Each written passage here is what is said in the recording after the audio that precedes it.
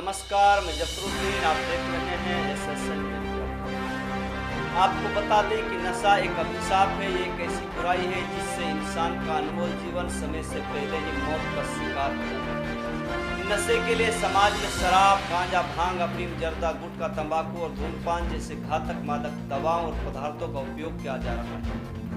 इन जहरीले और नशीले पदार्थों के सेवन से व्यक्ति को शारीरिक, मानसिक और आर्थिक हानि पहुंचने के साथ ही इससे सामाजिक वातावरण भी प्रदूषित होता है और साथ ही स्वयं और परिवार की सामाजिक स्थिति को भी भारी नुकसान पहुंचता है। ये बात शनिवार को सरकारी अस्पताल अलाफिया मांडीखेड़ा में तैनात हड्डी विशेषज्ञ डॉक्टर मोहम्मद फारूक खान ने प्रेस वार्ता के दौरान उन्होंने आगे ये भी कहा कि नशे के आदि व्यक्ति को समाज में हीन भावना की दृष्टि से देखा जाता है। नशा करने वाला व्यक्ति परिवार के लिए बोझ बन जाता है, उसकी समाज एवं राष्ट्र के लिए जिम्मेदारी शून्य हो जाती है।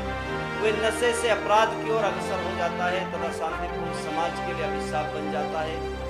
नशा अब एक अंतर्राष्ट्रीय विकराल समस्या बन गया है। आज मेवात में स्कूल जाने वाले बच्चों से लेकर बड़े बुजुर्ग और विशेषकर युवा वर्ग बुरी तरह प्रभावित हो रहा है। इस अभिशाप से समय रहते मुक्ति पा लेने में ही मानव समाज की भलाई है। जो इसके चुंगल में फंस गया वे स्वयं तो बर्बाद होता ही है, उसके साथ ही उसका परिवार भी बर्बाद हो जाता है। आजकल अक्सर ये देखा जा रहा है कि युवा वर्ग इसकी चपेट में दिनों दिन आ रहा है। देखिए क्या कहते हैं डॉक्टर मोहम्मद फारूक। डॉक्टर साहब, आज जो मेवात में जो है युवा पीढ़ी है जो नशा की तरफ जो है जा रही है और नशे को जो है अपना शौक समझ के उसको करने लगे, क्या कहोगे सर इस मामले को लेकर? हमने अब से पहले कभी पंजाब के बारे में सुना था कि पंजाब का युवा नशे की चपेट में है और इसी बात को लेकर के एक फिल्म बनाई गई थी जिसका नाम था उड़ता पंजाब।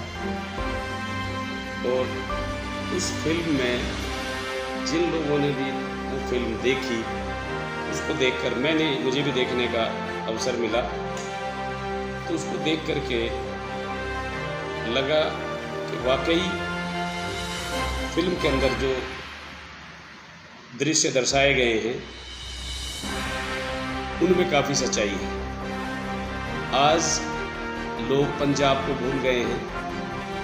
वहाँ आज के हालात के हिसाब से जो खबरें आ रही हैं, नशाखोरी बंद तो नहीं कह सकते पर मुझे लगता है कि कमी आई है। लेकिन बड़े दुख और खेद की बात है कि मेवात जैसे पिछड़े और गरीब इलाके में यह बुरी लत बहुत तेज़ी के साथ पैर पसार रही है और हमारे 15 साल से लेकर के और 45-50 साल के युवा ड्रग्स की चपेट में आ गए हैं। आज के दिन हमारे युवा सिगरेट पीना, रेड बुल पीना, बियर पीना, यहाँ तक कि ब्रांडेड दारू या देसी दारू, कच्ची दारू, अफीम, स्मैक, गांजा, सुल्फा, न जाने क्या क्या नशाखोरी की लत में पड़े हुए हैं। और इसके कारण मेवात के युवा हर वो काम करने पे आमादा हैं जहां से उनको अपनी नशे की आदत को पूरा करने के लिए पैसे मिलें। यहाँ तक कि अगर रास्ते में कहीं कोई विज्ञापन का बोर्ड लगा हुआ मिल जाए, आप देखेंगे कि 2 दिन बाद या 5 दिन बाद वो बोर्ड भी गायब मिलेगा। घर में जो चीज़ वो बेच सकते हैं वो आपको गायब मिलेगी। यहाँ तक कि पानी की सिंचाई के जो काम इंजन आता है उसका हैंडल, इंजन को स्टार्ट करने के लिए जो इस्तेमाल होता है, उस हैंडल को बेच देते हैं। घर में चाबी या प्लम्बिंग का कोई औजार पड़ा हुआ है, घर में कोई कस्सी, यहाँ तक कि तसला, फावड़ा, कोई भी कृषि यंत्र जिसको वो निकाल करके और बाज़ार में बेच सकते हैं, उसको कौड़ियों के भाव बेच करके अपने नशे की लत को पूरा करने में लगे हुए हैं। अगर किसी के साथ लूट मार करनी पड़े, OLX पे टटलू काटना पड़े या किसी की बाइक छीननी पड़े, यहाँ तक कि अगर किसी का मर्डर करना पड़े इस लत को पूरी करने के लिए, तो वो मुझे लगता है कि इस नौबत, इस अंजाम तक भी वो जा सकते हैं। तो सर डॉक्टर साहब, अगर इस तरीके से अगर ये हालात मेवात के हो गए तो आगे और भी ज़्यादा बुरे हालात देखने को मिलेंगे। तो इसमें कैसे रोक लगाई जा सकती है सर? आने वाले कुछ सालों में अगर हालात पे काबू नहीं किया गया तो आप देखेंगे कि मेवात का युवा नशे की चपेट में इस कदर आ जाएगा कि आप तरक्की और खुशहाली की बात छोड़ दीजिए, आपको अगर घर परिवार में एक भी आदमी इस नशे की चपेट में आ जाता है, कोई युवा, तो आप देखेंगे कि पूरा परिवार उसका खामियाजा उठाएगा, आपको खाने के लाले पड़ जाएंगे। तो मेरा मानना है कि हमारे समाज में जो मोजिज़ हजरात हैं, जैसे कि हमारे यहाँ पे MLA, MP, विधायक, जिला पार्षद, सरपंच, पंच, ब्लॉक समिति मेंबर और गांव के दूसरे नंबरदार और मोजिज़ हजरात आगे आएं और इस नशे के कारोबार पर ब्रेक लगाने का काम करें। अपने अपने गांव में एक कमेटी बनाकर ये सुनिश्चित करें कि कोई भी युवा अगर इस हरकत में लिप्त पाया जाता है तो उसके खिलाफ सख्त से सख्त कार्रवाई की जाए। अगर कोई युवा नशा करने के लिए बाइक चोरी करता है या कोई और क्राइम करता है तो हम उसको बजाय इसके के सज़ा उसकी माफ़ कराएं या हम उसको पुलिस में देने की बजाय उसको प्रोटेक्ट करें।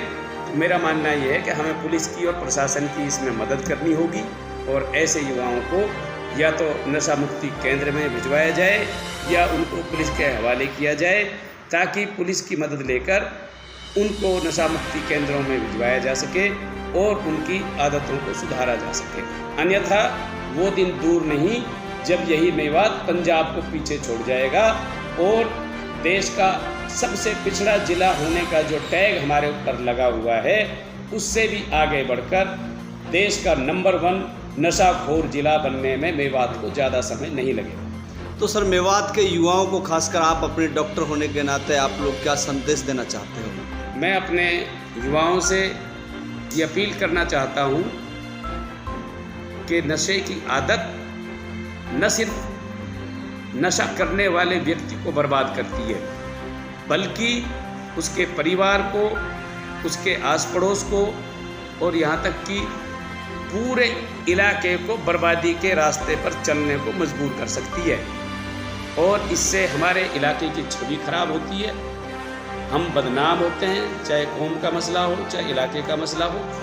तो मेरी युवाओं से अपील है, ख़ास तौर से मेवात के युवाओं से, पूरे हरियाणा के युवाओं से और पूरे देश के युवाओं से, आप नशे की आदत से बचें और उनके परिवार वालों को मेरी सलाह है कि आप ऐसे बच्चों को नशा मुक्ति केंद्रों में भेजने में अपनी कोशिश करें और जहां आपको प्रशासन की मदद की ज़रूरत पड़े वहां प्रशासन के साथ कंधे से कंधा मिलाकर ऐसे युवाओं को सुधार के रास्ते पर लाने की कोशिश करें, न कि उनको पुलिस के डर से बचाने की कोशिश करें। और अगर कोई युवा इस तरह के आदत को पूरा करने के लिए किसी क्राइम में मुनव्विस होता है तो हम उसका साथ देने की बजाय उसको पकड़ के पुलिस के पास पहुंचाएं और पुलिस का साथ दें कि आगे चल के वो इस आदत को छोड़ दे और सही रास्ते पर आ जाए, तभी खुशहाली और तरक्की का रास्ता पॉसिबल है। अन्यथा वो दिन दूर नहीं जब हमारा नाम सिर्फ किताबों में रह जाएगा। तो सर, हरियाणा पुलिस जो है बार बार जगह जगह लोगों को जागरूक करने के लिए कैंपेन चला रही है, तो आप उस कैंपेन को किस तरीके से देखते हैं? नहीं, हरियाणा पुलिस की मैं बड़ी तारीफ़ करना चाहता हूँ कि पुलिस डिपार्टमेंट अपनी भरसक कोशिश में लगा हुआ है कि ऐसे बच्चों को चिन्हित किया जाए, उन्हें समझाया जाए और जो क्राइम में लिप्त हैं उनको पकड़ा जाए और उनको सुधार गृहों में भेजा जाए, नशा मुक्ति केंद्रों में भेजा जाए, ताकि उनको और उनके परिवार को बर्बादी के रास्ते से बचाया जा सके।